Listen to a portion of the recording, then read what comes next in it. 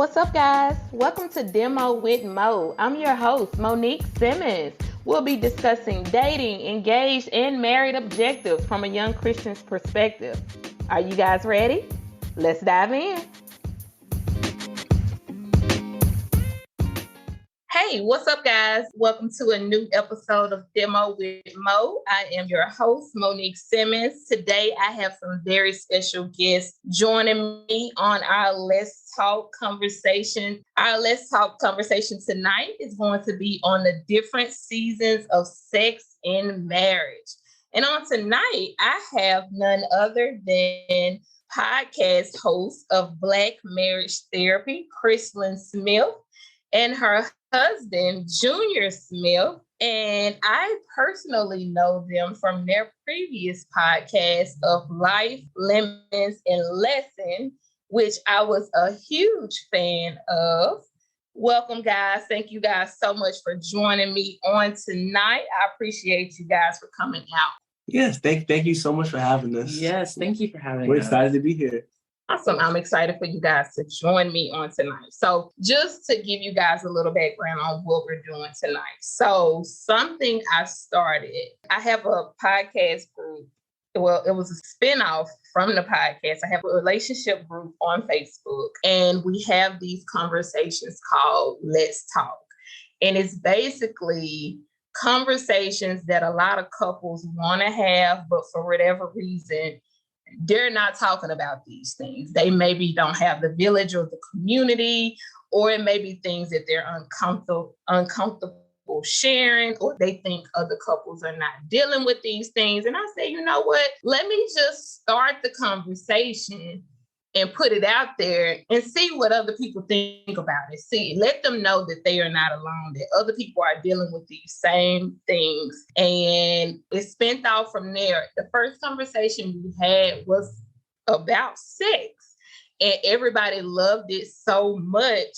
We started having these conversations bi-weekly, and we called them Let's Talk. And here we are now still having these Let's Talk conversations. So that's what we are today. And on today's conversation, we're going to talk about the different seasons of sex in marriage, because you guys are married, I'm married, and we know that sex can change in marriage, just like the seasons. Seasons change, and sex in marriage sure enough changes. Sure enough. Yeah. Okay, so let me ask you guys, because I personally want to know this myself, and I'm sure my guests are going to want to know this. Whenever I talk to couples, I ask them this myself as well. I want to know, before we even dive into the questions today, what's your love story? How did you guys meet? How did you guys become Christ-Lynn and Junior Smith?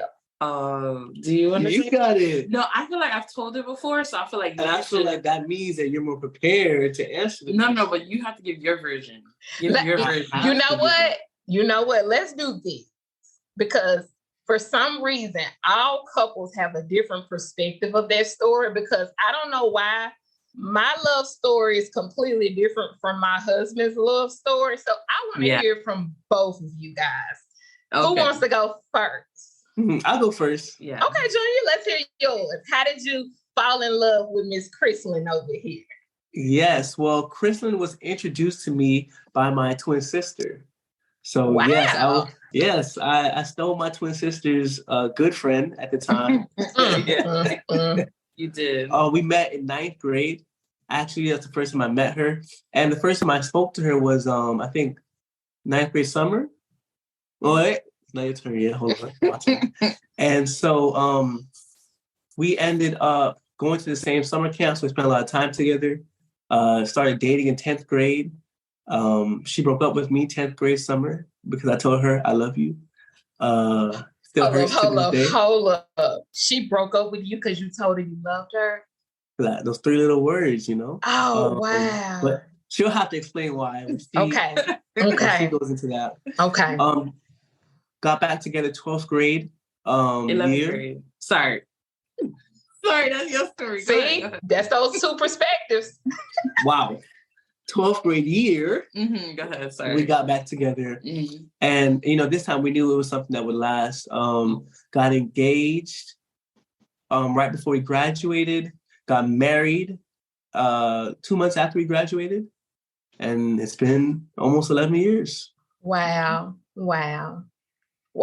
Okay, Christ-Lynn, you ready? I think most of what he said was accurate. Okay. I didn't know that your sister introduced you to me. I didn't know that because the first time I saw him, he was randomly in the cafeteria hanging out flyers and stuff like that. And I was just like, okay. So he came up and talked to me.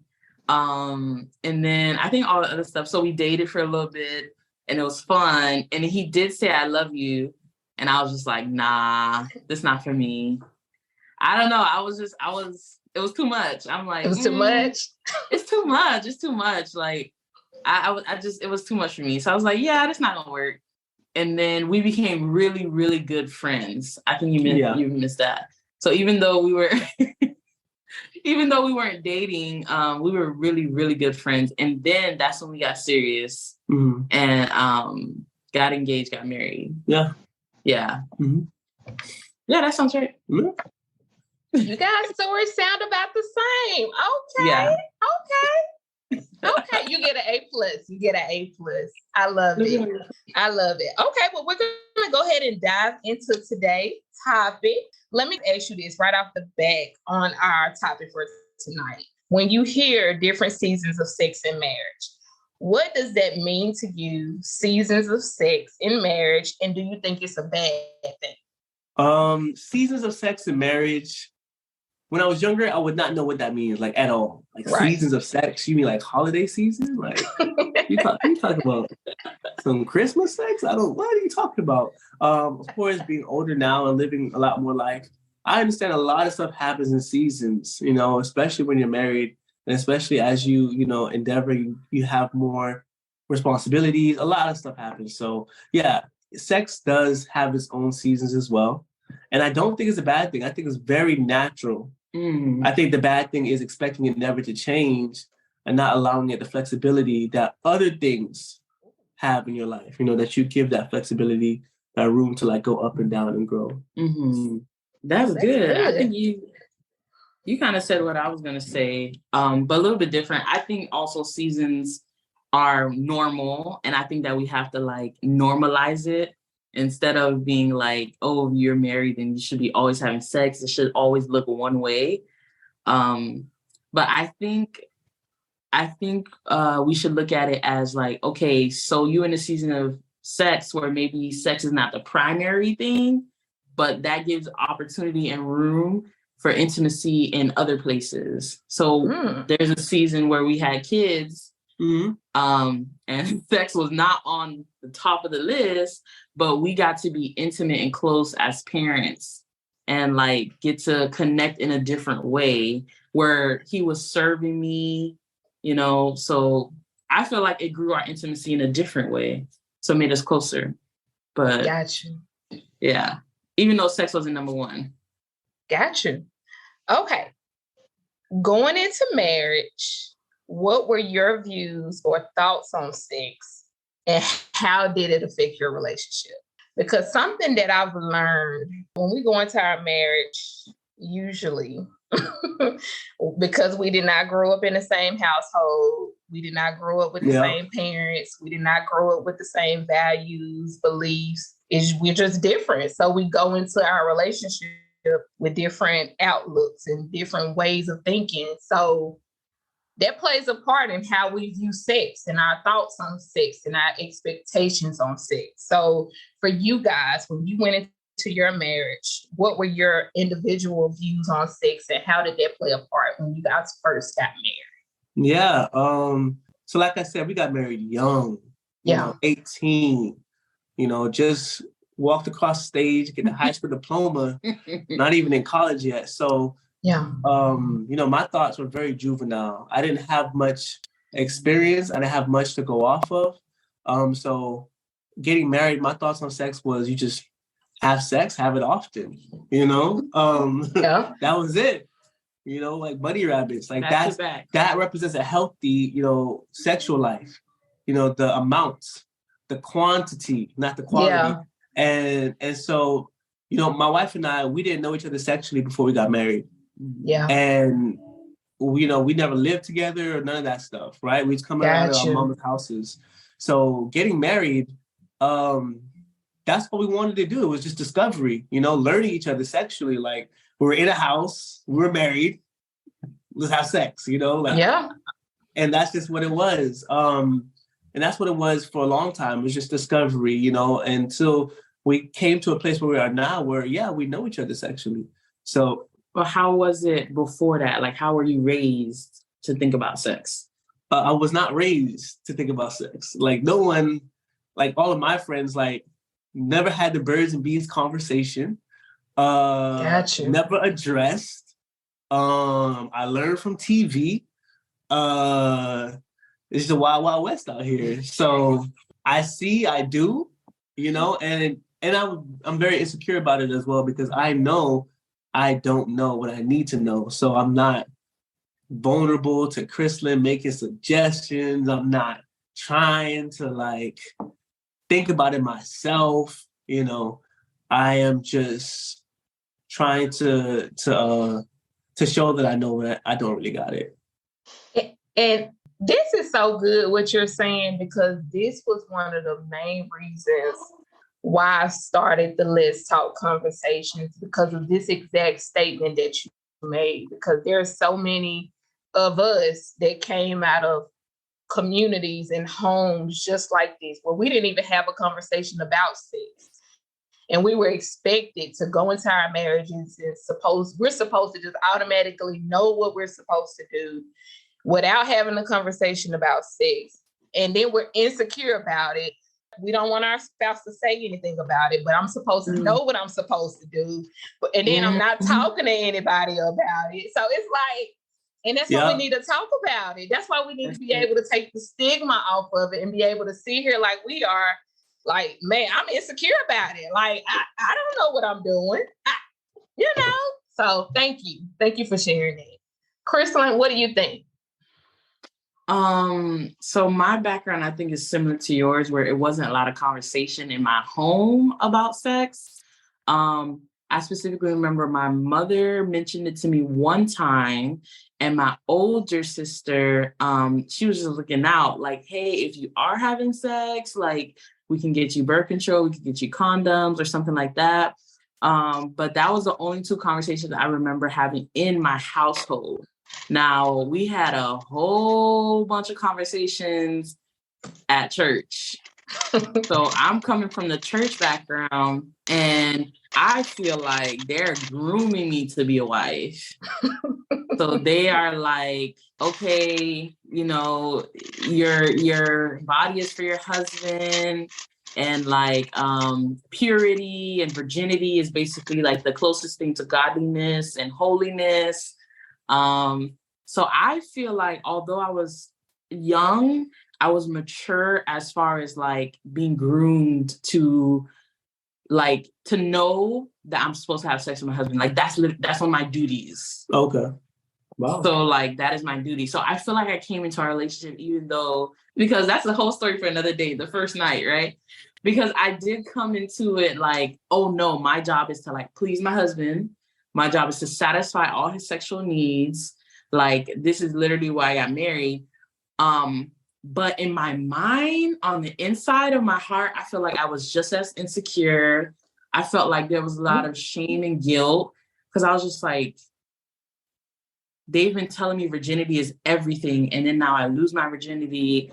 And although it's supposed to be in the right place, according to what they taught me, it felt so wrong still, So I feel like that definitely was like the ground we started off on, with insecurity and not really having conversations, talking about it. I having my own view of thinking about it, you having your own view, and us just literally just doing what we were taught. Yeah. Or not taught. Yeah. Yeah. That one. I think that's that one. That was most of it. And the crazy thing is that is so many of our stories. So many of our stories, especially in the Black community. So many of our stories. Okay, so now we're finna talk about the different seasons. I kind of want to go into the seasons. So Dr. Gary Chapman, and I'm sure you guys are familiar, and those of you who are listening, and our guests that are on are people from the podcast community. Dr. Gary Chapman wrote a book called The 4 Seasons of Marriage. So we're going to kind of take some inserts from his book of The 4 Seasons of Marriage and kind of tie it in and correlate it to how that relates to sex and how that affects the different seasons of sex and marriage. So I'm going to read the inserts from the book to you guys, and I'm going to follow up with questions for you guys to answer from those inserts. Okay, so the first one is we're going to talk about spring. And he says, the excitement of creating a new life together, not exclusively for newlyweds. And it says, when things are fresh, new, and exciting, you're ready to start this new life together. You can't keep your hands off one another. Some are having sex on a daily basis during this stage. Most refer to this as the honeymoon phase. And my question to you guys is, do you remember this stage in your marriage? Why do you think it is so exciting? Yes. We like grinning from ear to ear. Yes. I remember. I'm remembering. Me too. When I read it, I remembered it. Yes. I'm visualizing.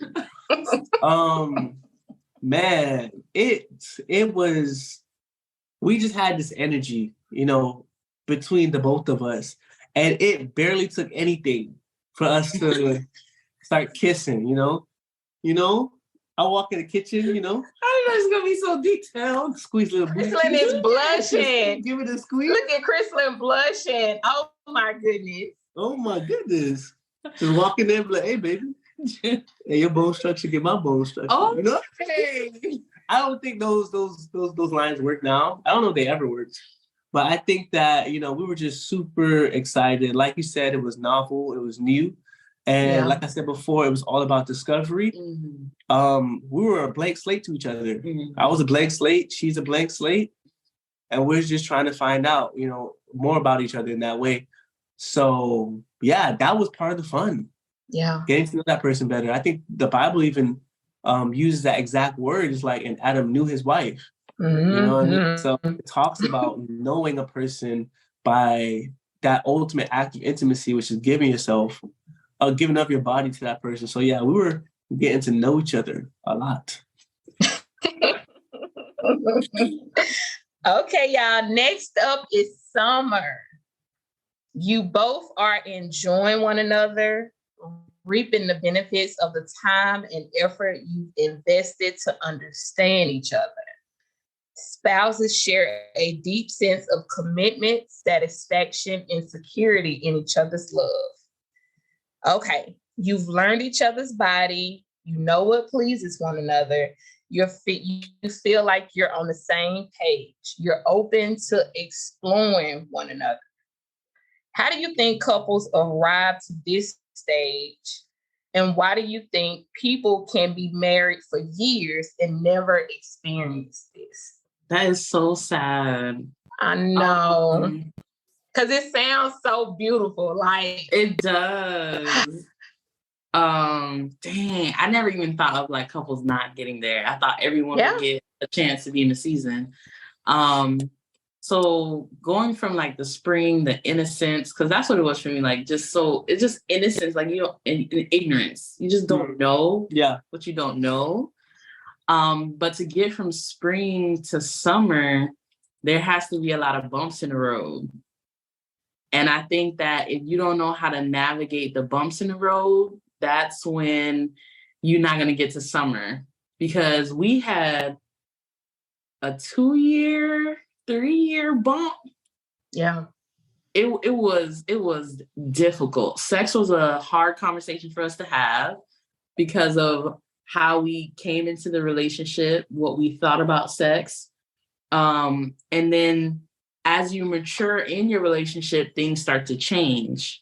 And maybe you could talk about this more. It's like, if you're not comfortable with change or feeling flexible with change, at least for our relationship, it caused a lot of friction. Cause I'm like, hey, things are changing. Maybe we can't be like bunny rabbits anymore. We got to do things a little bit differently. Yeah. And also different situations, like my own health.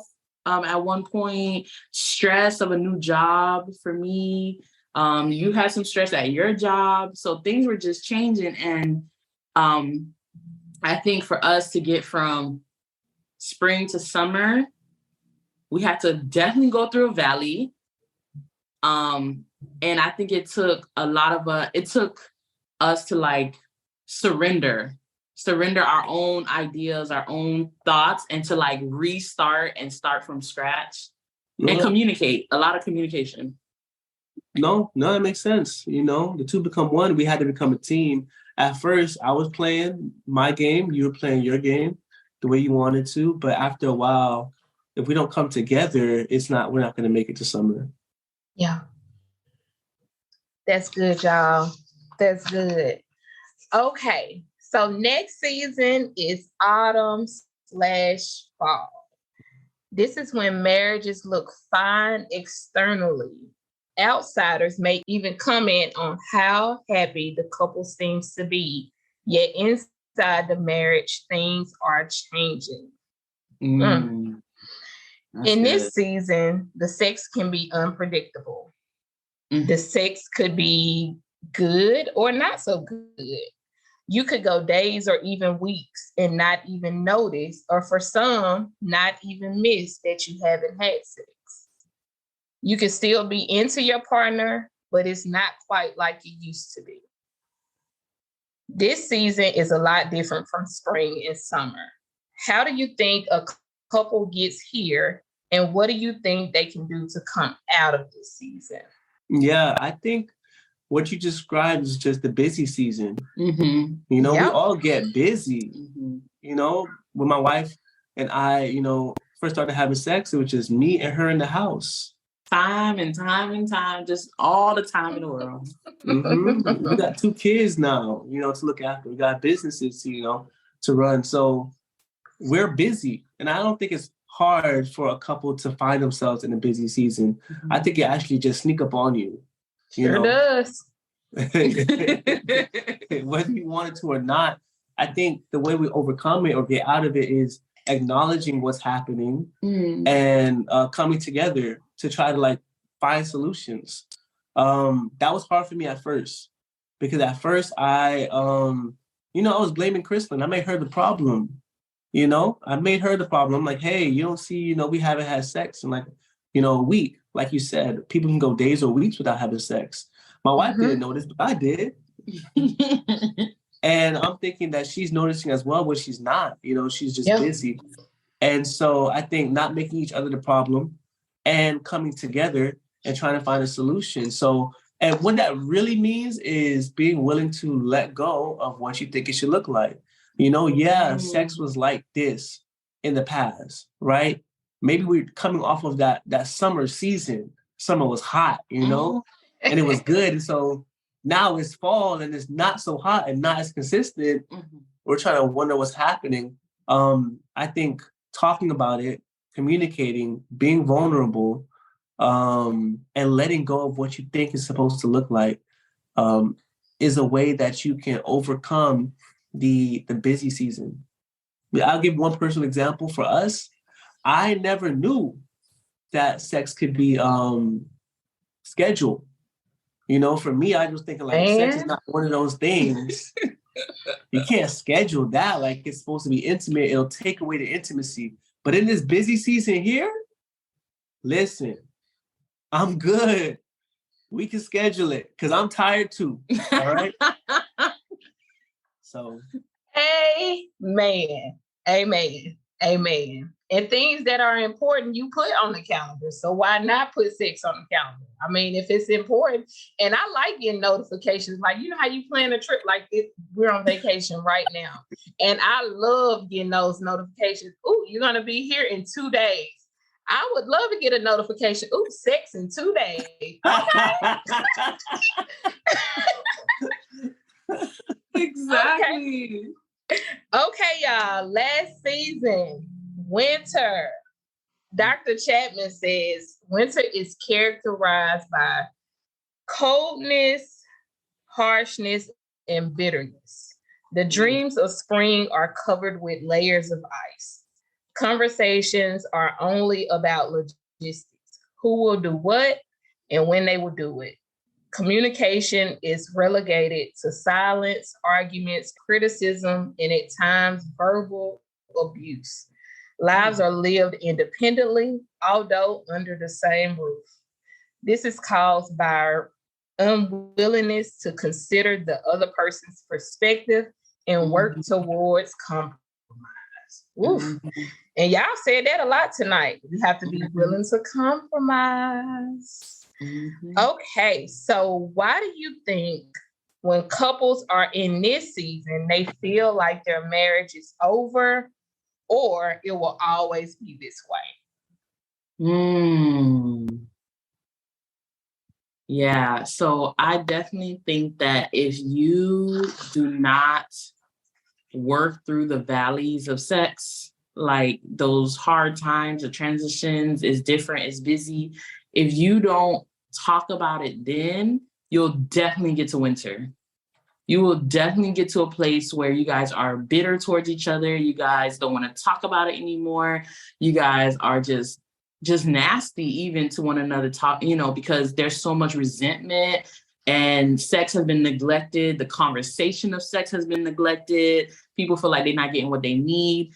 So it's like, if you are not practicing in each season, continuously having a conversation about sex, you will definitely get to winter.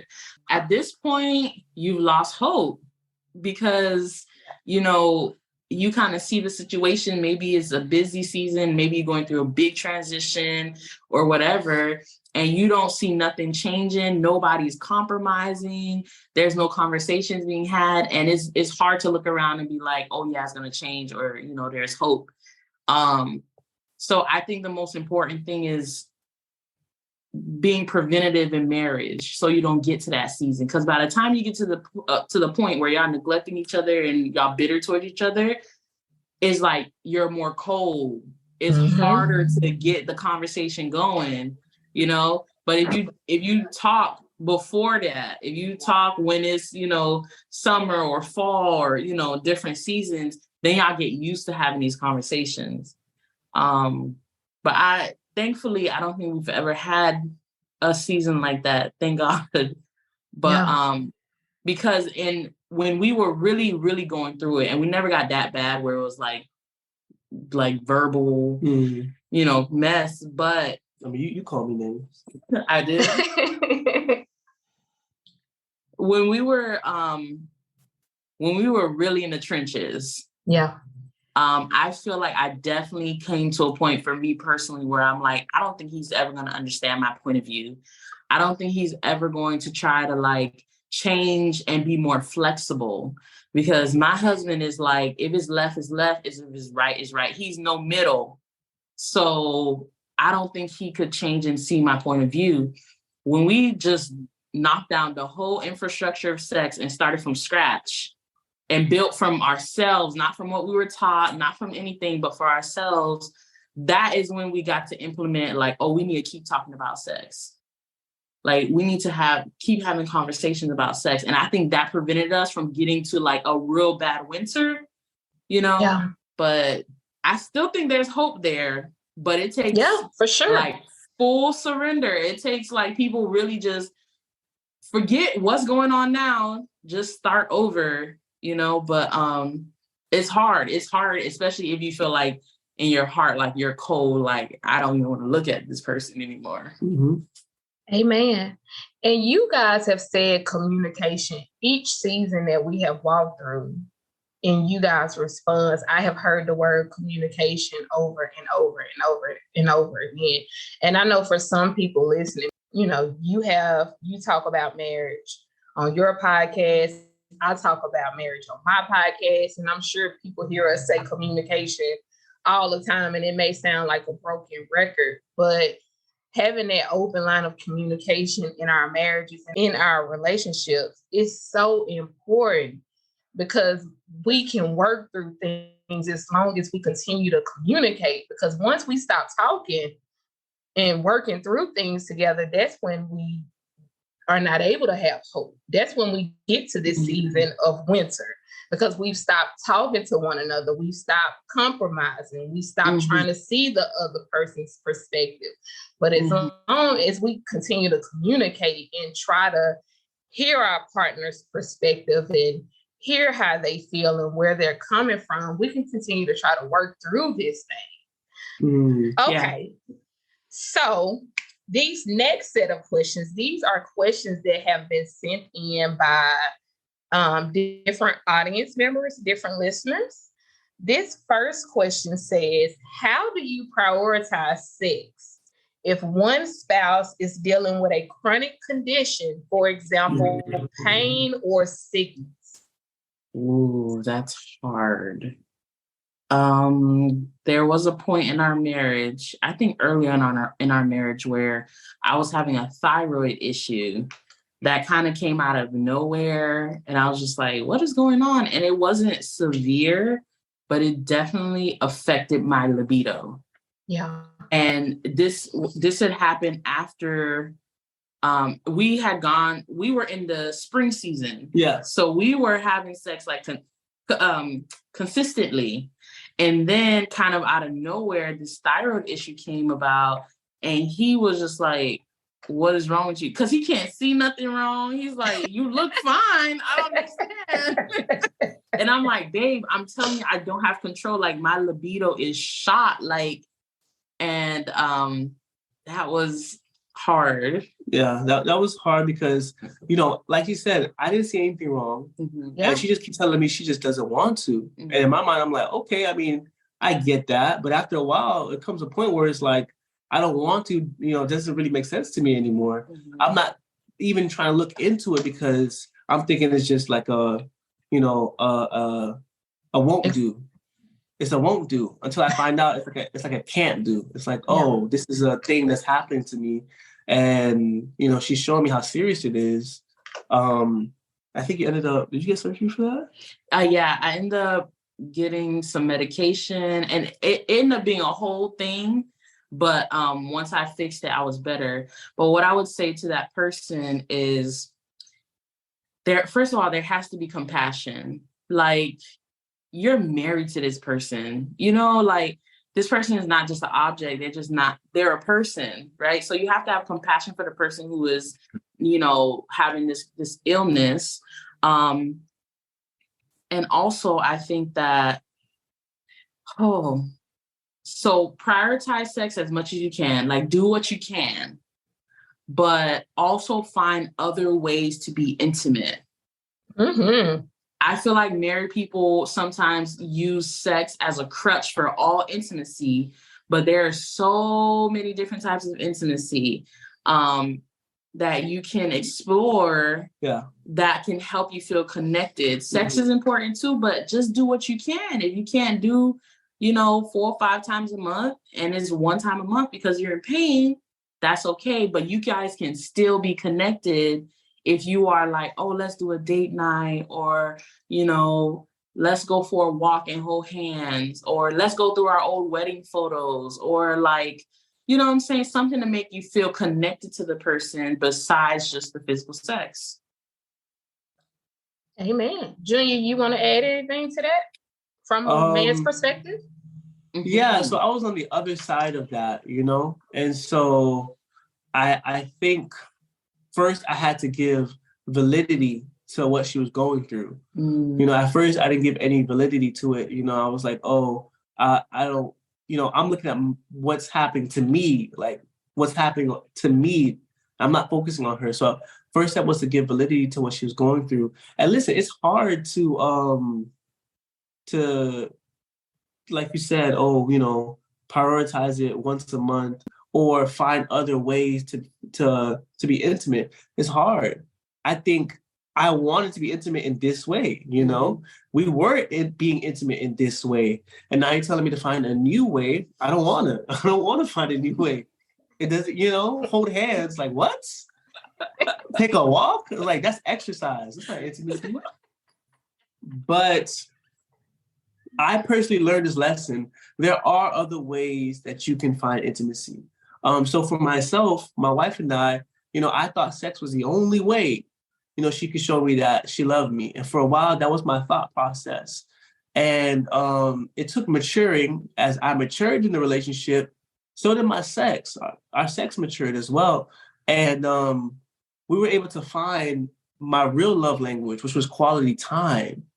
So it turns out, now we schedule quality time twice a month, and sex has taken a back seat, to be honest with you, because that quality time is just a way that I receive so much intimacy from that. So for those people who are afraid to take that jump, for those people who are uninterested in finding other ways to be intimate, I'm telling you, you can find other ways that are just as rewarding, for sure. That was good, y'all. And I will add this because I know there are different people listening, and I know depending on your age and the illness and the pain, where the pain is and what you're dealing with, I've, how do I say this without being graphic? Because we're talking about marriage. We're talking about sex in marriage. And I want you to be willing. This goes back to communication. Even if you're dealing with a chronic condition or pain and sickness in your marriage, if you talk to your doctor or your healthcare provider, or your primary care physician, or whomever you're seeing under your issues, if they've said that you can do certain things, or, I want you to be willing to be open that your partner, your spouse is your priority. You want to please them and you want to be pleased as well. Be open to having this open line of communication on being open to trying new things. Maybe you cannot have physical intercourse for whatever reason, but you guys can explore other things that you guys can do that you both can be pleased. If you can read into what I'm saying, be open to trying other things in your marriage with your spouse. I love that. Okay. Yeah. Good. Okay. So next question. How can you keep spontaneity in your sex life and not see it as just an obligation? Ooh, that's good. Oof.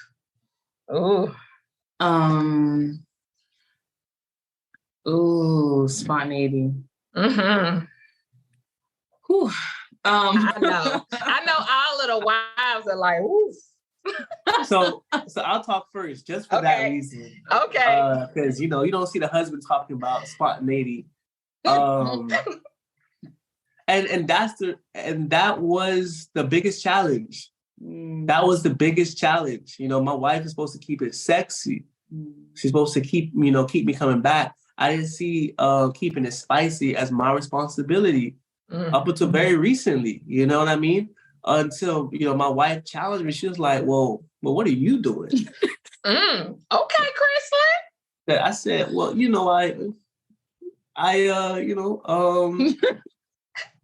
She put you on the spot. Put me on the spot. I don't even want to have sex no more. Forget it." No, but I've taken my responsibility and keep it spicy as well. And so I think that kind of shoulders some of the burden off of Christ-Lynn. We share that responsibility 50-50, and it's kind of, rejuvenated her. And I like it actually because she's so excited, so happy. She's so excited, so happy when I do a little thing. She's like, "Oh my gosh, that was so good."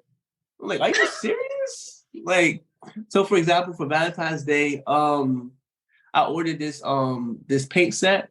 Oh, no, nice. So that day was $13 on Amazon, and we painted it. So she painted hers, I painted mine, and we sipped, wine. And she was so happy. And I like that. I like making her happy. I like participating and keeping it spontaneous and spicy. It brings me joy as well.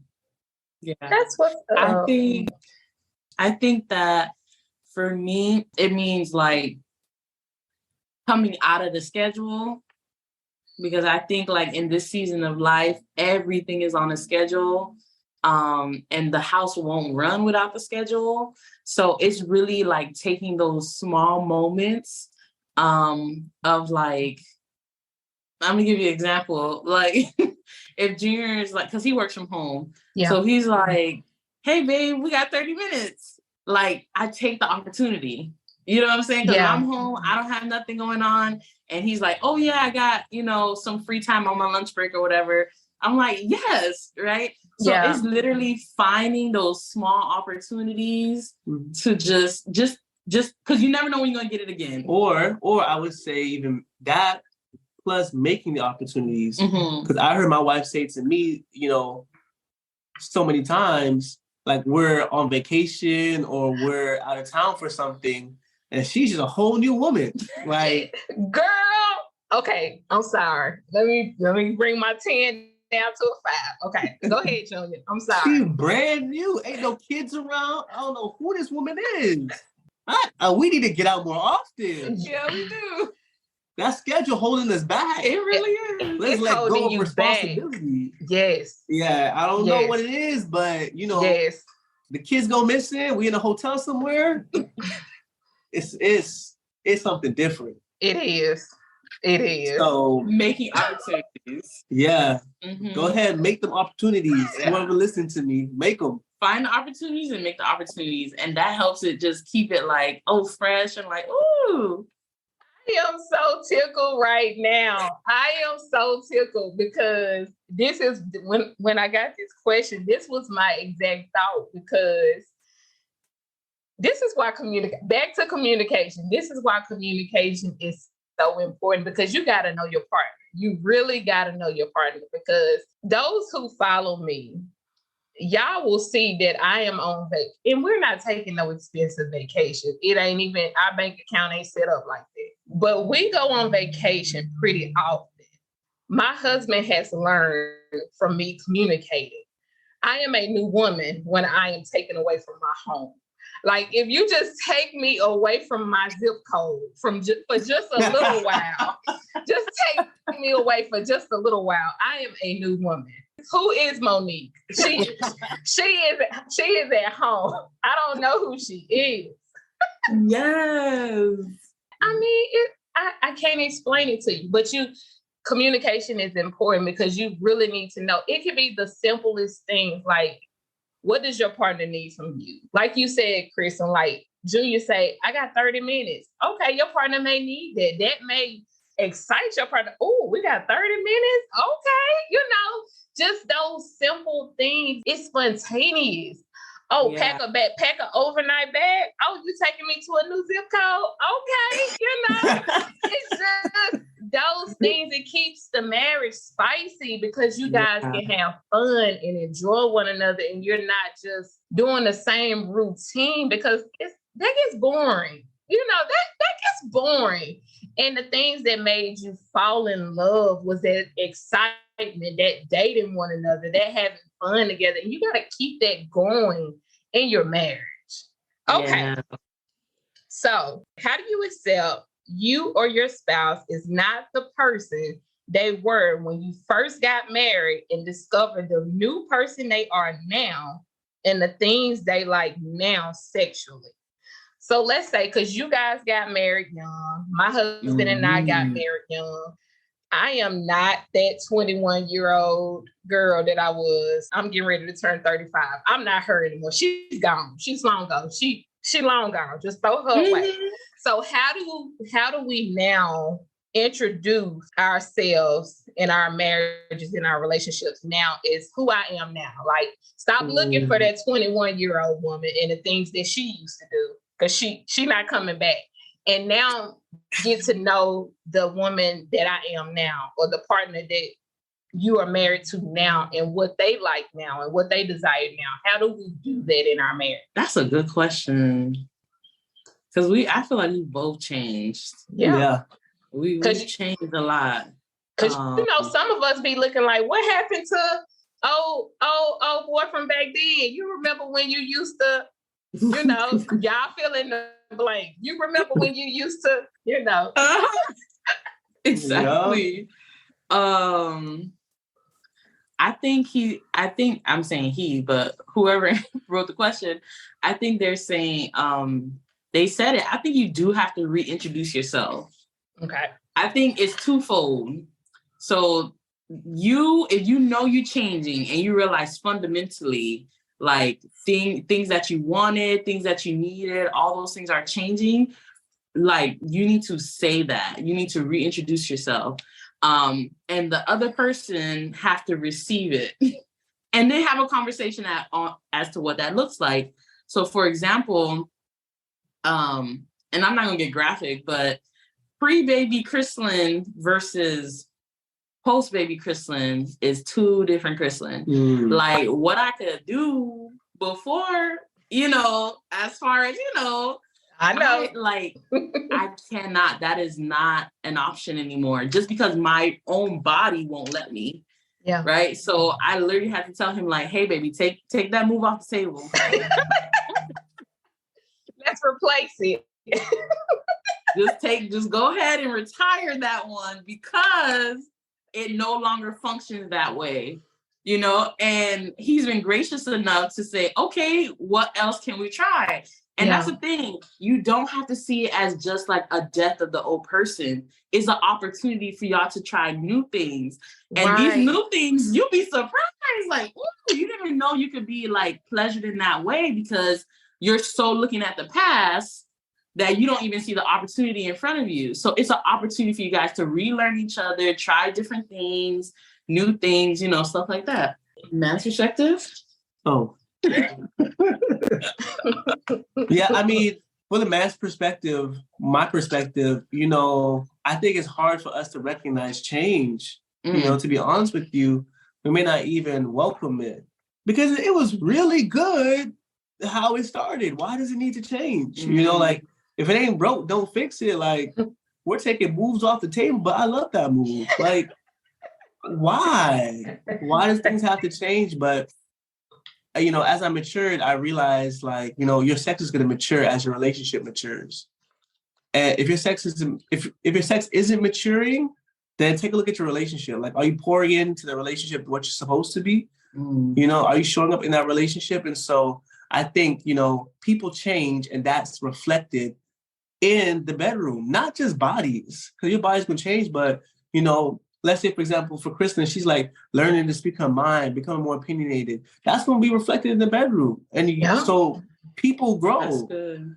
And once you understand that and you expect it, then you can prepare for that. And you can be more open-minded when it does happen. Like Kristen said, it doesn't have to be the death of a person. It can be the evolution. And so you guys can both mature. And I think you're supposed to mature. I think you'd be doing the same, like if I'm doing the same thing I was doing, it's been 11 years. Like, man, nothing changed. I'll probably be miserable. Yeah. Like if you're not allowing me to change. Because if you like keep the person trapped, like you don't want to change, you don't want nothing new, the other person will feel trapped. Like, dang, I can't evolve. I can't and you don't want to do that. Yeah. That's good, y'all. Okay. So how do you adjust your sex life when life gets overwhelming and you both have a lot on your plate? Oof. Let me say like maybe 6 months ago, we just had to revisit the conversation of sex. And just reestablish different things. Because I feel like my life was getting overwhelming. I had 2 new babies under 2. I have school. I had my podcast and other things that I was doing. And I was just over promising and under delivering. Like, yeah, I could do 3 times a week or whatever like that. And that wasn't happening for sure. So definitely, I mean, we keep talking about it, but conversation, right? So I feel like this is a self thing. I feel like you have to ask yourself some questions because you have to reset expectations, have some self-awareness. And for me, I really had to ask myself, like, wait, I had to realize like, oh, I'm in a new season of life. Like I got to let go of old Christ-Lynn and what the expectations was for her and come into like a new version of myself, like accept it. So, and then also to adjust was have honest communication. Yeah. like you said, man's perspective, because that's my role here. Self-awareness is key. Let me say that again. Self-awareness. Oh, yeah. It saves lives. Specifically for me, self-awareness was just make sure in that tough time, in that rough season, I'm not medicating, with sex. Because that's what I was really doing. The job got hard. You come home and life is hard too because the babies, they're screaming. And, so far, I've only taught myself to receive love in one way, pleasure one way. And so I'm medicating with sex. And that started to take its toll on my partner.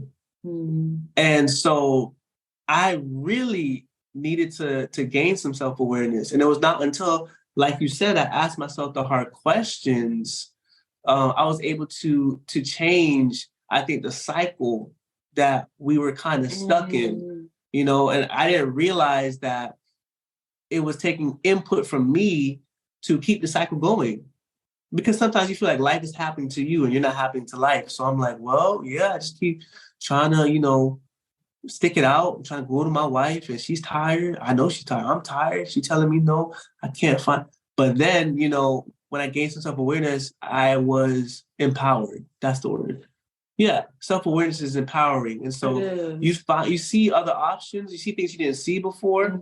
And you learn things that you can change to make the situation better. It may not be like black and white, night and day, life's still gonna be tough.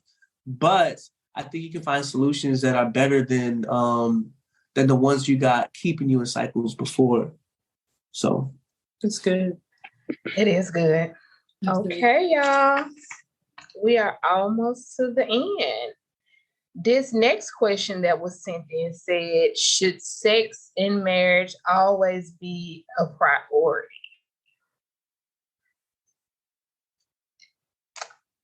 Ooh. I know all of the listeners on the other end waiting for this answer. Should it? Is it?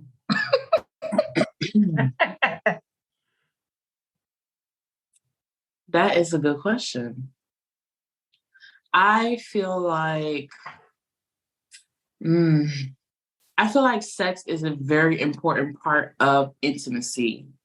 I feel like as long as two individuals are willing and able, I 100% think that it should be a priority. I think that there is a level of intimacy, a level of connection that happens in sex, like specifically sex. Because the emotional connection, that's all great, but I don't know, it just, and I know there's probably some science behind it, like how you guys get together and wired together. But I feel like as long as two people are like willing and able, I think that it should be a priority for sure. Yeah, I 100% believe sex is a healthy part of marriage. And here's the interesting thing about it. I know that there's going to come a time where we won't be having sex. We're like 80. We're like 80, but at the same time, I don't want to make the mistake to say sex is always mandatory, because what does that mean for when you grow older and, one person can't have sex, or all these different situations we brought up tonight? Does that mean the marriage is over? The relationship is done because sex, the way we wanted it to, is no longer possible? No, I don't think so. I don't think that's the answer to end it. So I think sex is definitely healthy. I think it's a great way to be intimate with your partner.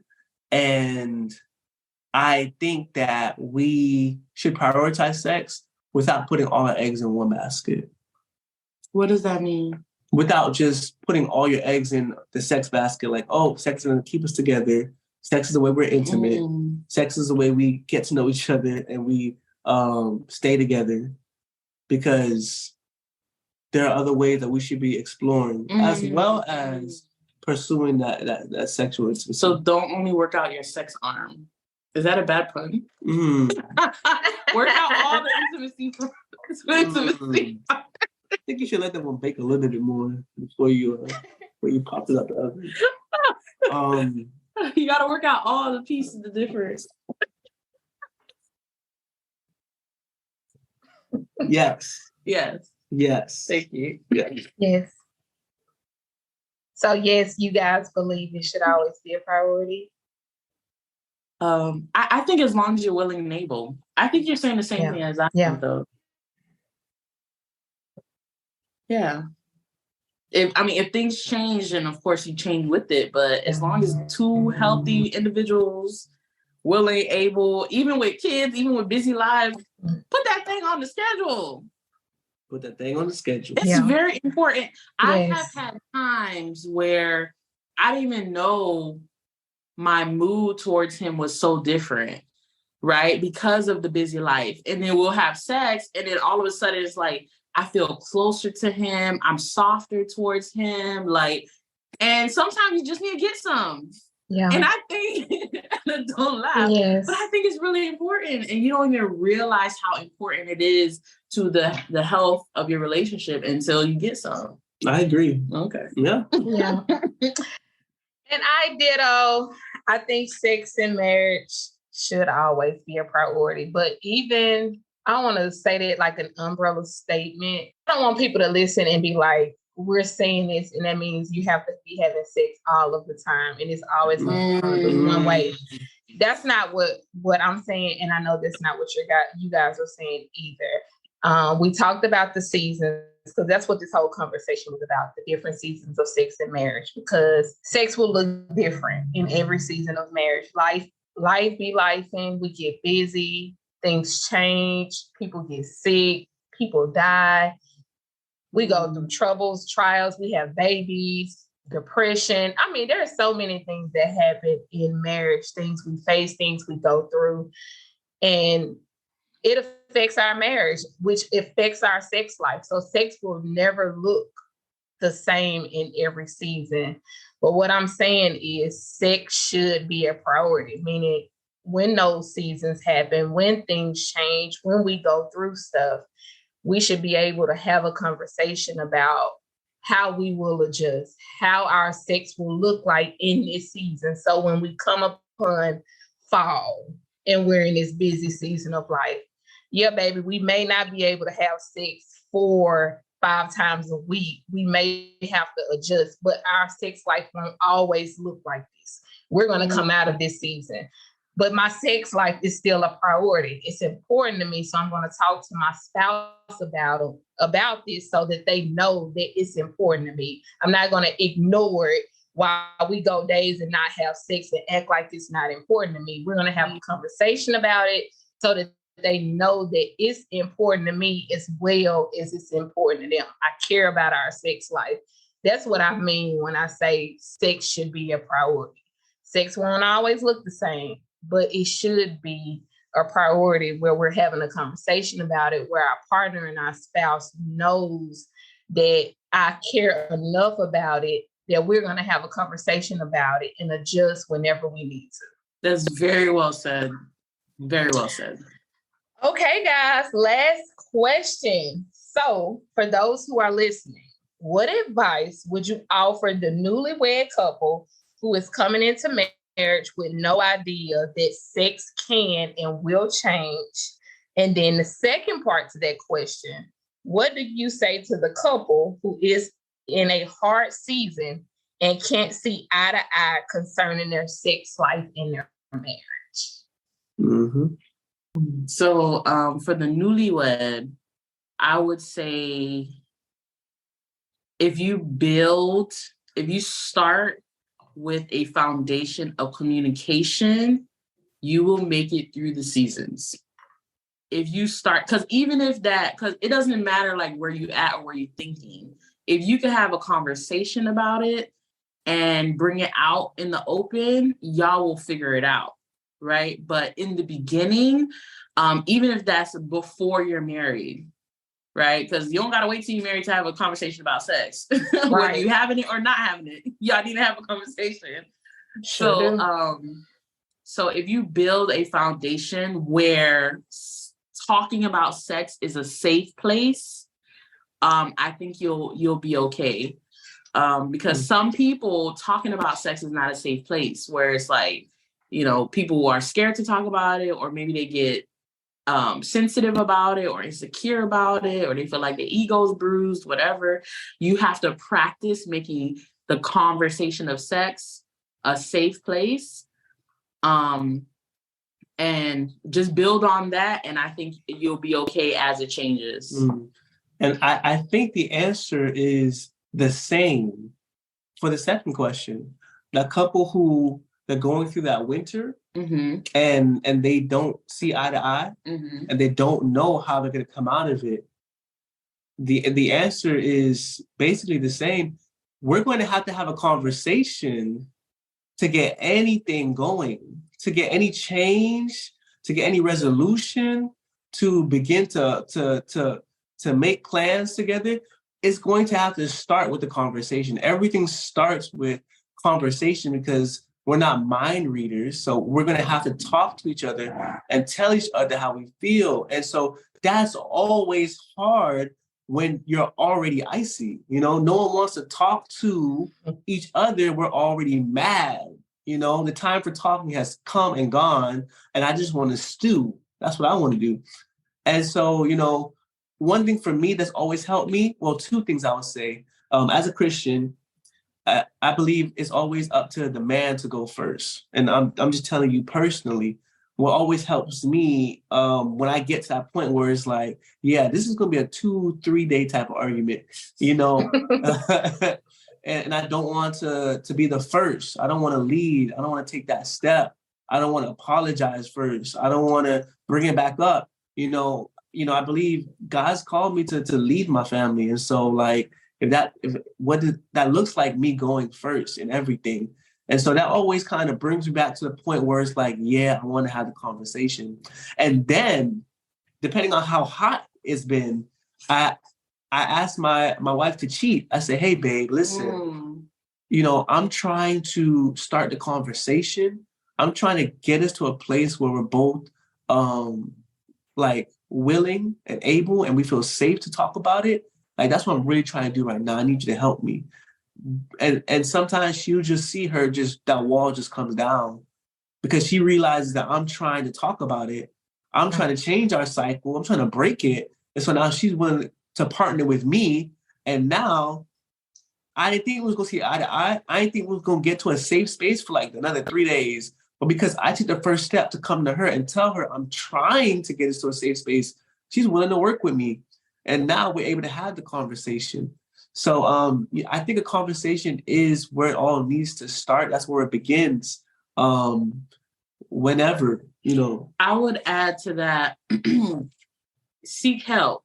Like, it's okay to reach out to a village. Like, if you have a trusted other couple that is like a confidant, like somebody you trust who's not on either side, but just on the side of your marriage, seek help.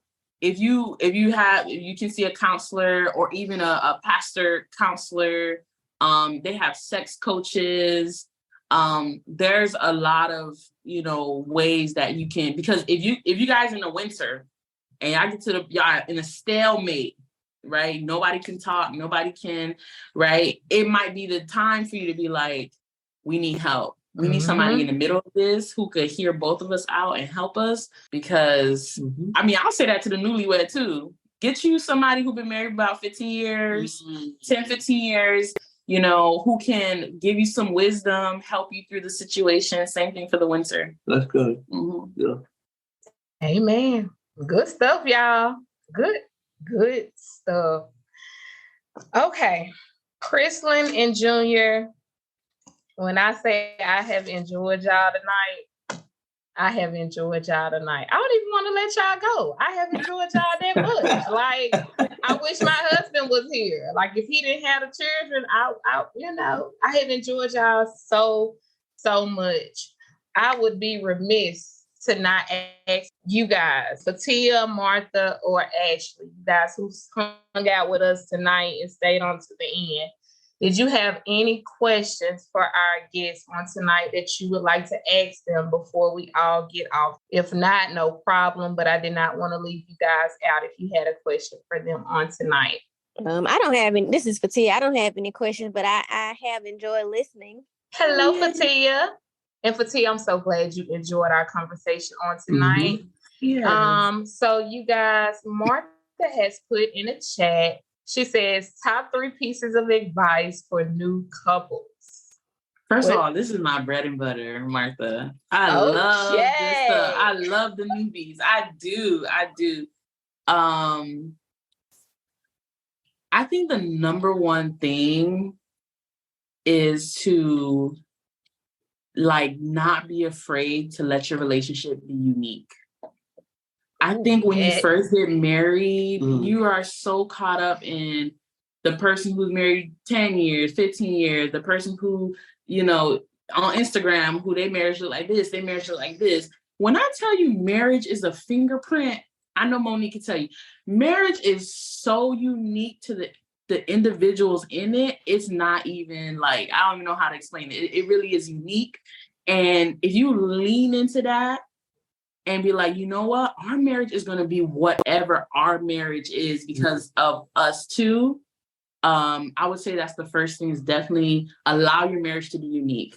I think the second one would be realizing, because I've realized this now, marriage is 90% about you. It's about the 2 single people. That's good, yeah. Because you get married and you think okay, I'm married now, so I'm married now. So all my problems can go away and they're gonna treat me good. And none of the stuff that I brought into the marriage is gonna affect it at all. And it's not true, right? Marriage has a lot to do with you. Tonight we talked about being self-aware, with growing, maturing, a lot of stuff, right? And so it's really 2 people coming together trying to make something work.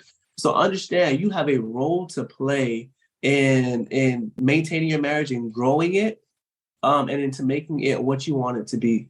Be the person you want to be married to. The last thing I would say is snaps. Martha said snaps. The last thing I would say is invest in building a strong foundation. Go through the hard, difficult, ugly things to build a strong foundation for your marriage, because that foundation that you build your marriage on is going to get you through all of the different seasons of life. If you guys learn early how to communicate, early how to talk about finances, early how to talk about sex, early how to, deal with different things. And you're not going to be an expert because you got to get the experience. But if you can learn those early foundational tools, it will really help you through those seasons of life, like sex or children or businesses or sicknesses, because you are going to know those basic principles. I'm supposed to stay committed. I'm supposed to know how to communicate. I'm supposed to, if you're Christian, I'm supposed to invite Christ. I need to pray for my husband. I need to pray for my wife. Whatever that thing is, those foundation principles are very, very, very important. That's the top 3 I got. No, that's good. I mean, those are some great top 3. I hope that helped you, Martha. Okay, y'all. That's it. This was good. This was really, really good. This was really, really, really good. Thank you guys so much. Girl, I just feel like we are real life friends. Yes. I would love for us to be face to face, but this this is a great time. Oh, thank y'all so much, my audience. Thank you guys for another amazing episode, and thank you guys for listening. Remember that I love you, but God loves you so much more, and we will see you next week. Bye, y'all.